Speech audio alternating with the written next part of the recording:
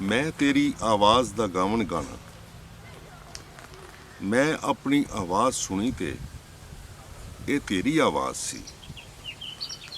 मैं तेरी आवाज़ दे डूंगे पानियां अंदर तरदा हाँ।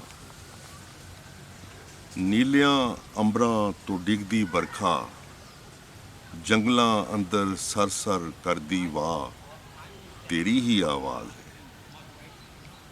मैं तेरी आवाज़ दे सुपने अंदर सुत्तियां टुरिया जांदा गांदा हाँ। इस गावन दे बोल समझ नहीं आते, जागण सार ही भुल जाते ने। खबरे ये जग तेरी ही आवाज़ दा भुलिया बोल है।